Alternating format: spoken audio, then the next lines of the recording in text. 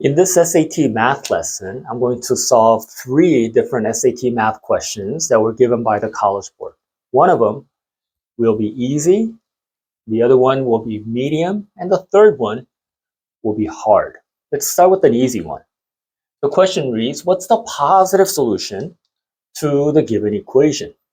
When we're given an equation such as this, where a variable is in the denominator, first thing you want to do is get rid of that denominator or make it so that we don't have a fraction in the equation anymore. And to do that, we'll start by multiplying by x minus 11, because when you multiply x minus 11 to 60 over x minus 11, the denominator and the x minus 11 will cancel each other out. Of course, if you multiply by x minus 11 on the left side, you have to go ahead and multiply by x minus 11 on the right side, where we end up having. And then if we take the x distributed into the parentheses, we get x squared minus 11x. When solving a quadratic equation such as this, we want the left side of the equation 0. So I'm going to subtract 60, left and the right side of the equal sign, where we get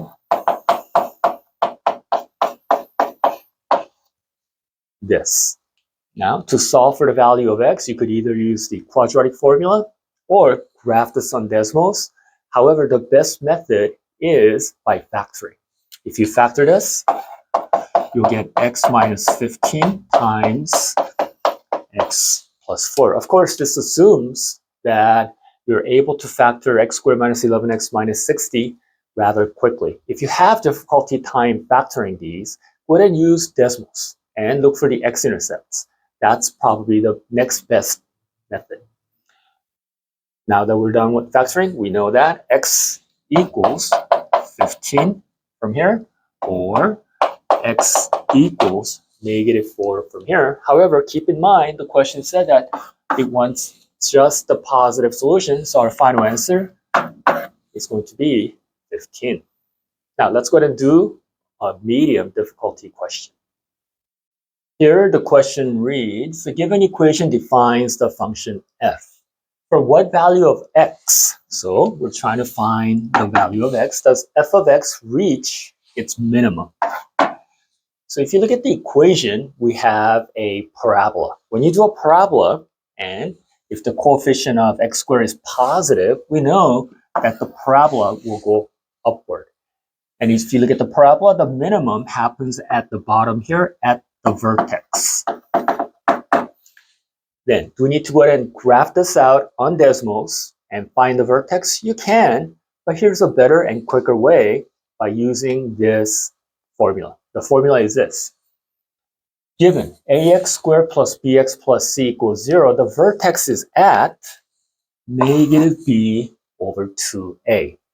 So to find the vertex here, that's our a value, remember that, the coefficient of x squared, and that's our b value, the coefficient of x, then the vertex will be at, or the bottom of the parabola, which gives us the minimum, is going to be negative b, so negative of negative 27 over 2a, or 2 times 6, which you can simplify rather quickly, even without a calculator. Negative of negative 27 is 27. 2 times 6 is 12.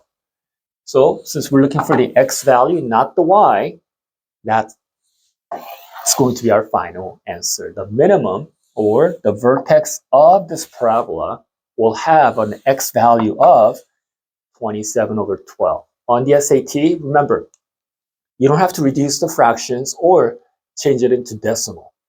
The reason I told you to do this question without using decimals is because if you were to do this on a decimals, you'd have to open up the graphing calculator, you'd have to type in the equation, and you have to go ahead and find the value of the vertex, and hopefully it'll give you that exact value that we need.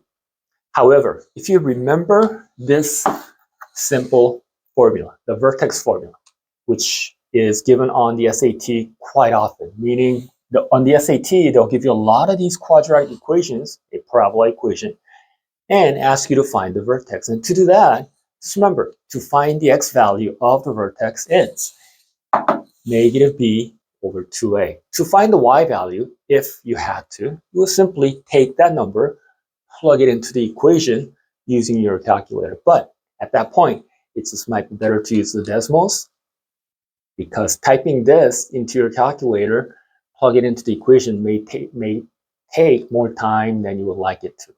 So I'm going to be giving you these formulas in all my lessons, and in this lesson, the formula that I want you to learn, that you must learn, is negative b over 2a when solving or finding the vertex x-coordinate of the vertex of a parabola. Here's a SAT math question that's considered pretty hard. First, we're given two equations, and the question reads, in the system of equations above, n is a constant. By the way, when the SAT says that n is a constant, you can also substitute the word constant with the word number. However, most of the times on the SAT, when they tell you something is constant, you could ignore that and it wouldn't have an effect on you solving the question. And then it says, if the system has no solution, what's the value of n?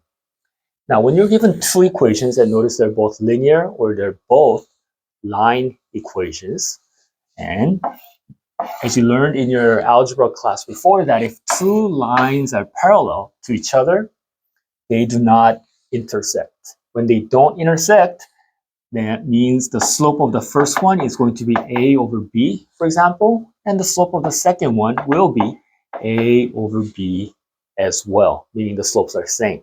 So then we have two equations with no solution. It means that these two equations will have the same slope. So all we have to do is solve for the slope of the first equation, set that equal to the slope of the second equation, and then we'll be able to find the value of n. Let's do it. To find the slope of the first equation, first thing we want to do is go ahead and add 5y. And then we'll go ahead and subtract the 6 as well, so that we could put it in the form of y equals mx plus b, where m is the slope. So then from this equation, we have 4x minus 6 equals 12y. As you can see, we need to have 1 as the coefficient of y in order to find the slope or the coefficient of x. So we'll go ahead and divide the equation by 12 throughout, where all these cancels out. But remember, we're only interested in the coefficient of x, meaning the 4 over 12 right here is the slope of the first equation. Now, let's go on to the second equation then. Second equation right here, all we have to do is divide it by n so that we could find the value of slope of the second equation, where n cancels out and we're left with y equals 3 over nx minus 1 over n. The minus 1 over n, or the minus that, we're not interested. Only thing we're interested in is the slope of the second equation. Since the two lines are parallel, the two slopes are same. So we can set up the equation. 4 over 12 equals 3 over n. The slope of the first one, 4 over 12. Slope of the second one, 3 over n. Now we could go ahead and solve this equation. So from here, we can just go ahead and cross multiply. But what I like to do is, I like to reduce that 4 over 12 first so that the numbers would stay small. So then this will be 1 over 3 equals 3 over n. And then we'll go ahead and cross multiply, where 1 times n is n, 3 times 3 is 9. So the value of n is going to be 9. This question is on many of the practice SAT tests that's given by the College Board. And my students have told me in the past that they have seen a question like this that they've taken on their actual SAT. So then, for this lesson, here's our tip of the problem. The tip is that when two equations have no solution, then what you want to do is you want to set the slopes equal to each other. That's the key. Find the slope of the first equation, find the slope of the second equation, like we did here, set them equal to each other, and you'll be able to find the value of the constant or the variable that you're looking for.